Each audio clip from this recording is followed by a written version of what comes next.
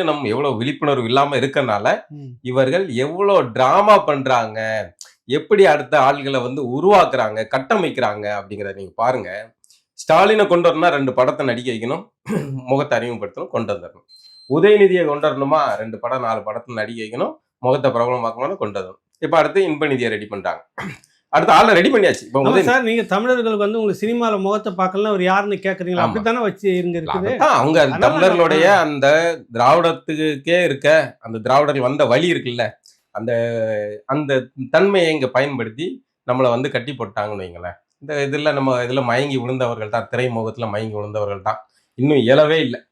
ம். அப்போ இவர்கள் அடுத்தடுத்த ஆள்களை எப்படி உருவாக்குறாங்க அப்படிங்கறத நீங்க புரிஞ்சுக்கணும். இந்த விஷயத்துல நான் திமுகவை பாராட்டுவேன்.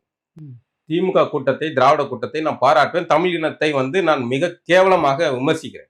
ம். அறிவே கிடையாது. தர்க்க ரீதியா பேசுறதுக்கான அறிவு, வாசிப்பு இது கிடையவே கிடையாது. ம். பாருங்க என்ன பாருங்க, உதயநிதியை நாளைக்கு உதயநிதி தான் தலைவர் அப்படின்னு மறுக்க போறானா? கிடையாது. ம். ஆனால் உதயநிதியை கொண்டு வர்றதுக்கான ஒரு நியாயத்தை உருவாக்குறாங்க பாருங்க.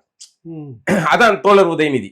அப்படி அதாவது பேசுறது, அறிவு கூட்டம், புத்தக திருவிழா நடத்துறது, அப்படி இப்படின்னு வரிசையா ஒரு இன்டெலெக்சுவலுக்கான முகத்தை கொடுக்கறது.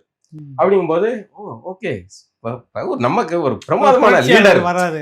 நமக்கு ஒரு லீடர் கிடைச்சிட்டாரு ம். அப்படிங்கிறத நீங்க ஏத்துக்கிடுறதுக்கான வேலைகளை செய்வாங்க. அதுக்கு 4 அண்டாக்கள், சென்ற சொம்புகள் அப்படி இப்படின்னு 4 பேருக்கு போட்டாச்சுன்னா முடிஞ்சு போச்சு. போஸ்டிங்கள் இருக்கு, அதுங்க காசு நம்ம காசு தான், ம். கவர்மெண்ட் காசுல 4 அதாவது இந்த போஸ்டிங். புரட்சியாளர் முகம் வேஷம் போறது நம்ம காசுல தான். ஆமா, ம். அவங்களுக்கு பேமெண்ட் நம்ம காசு தான்.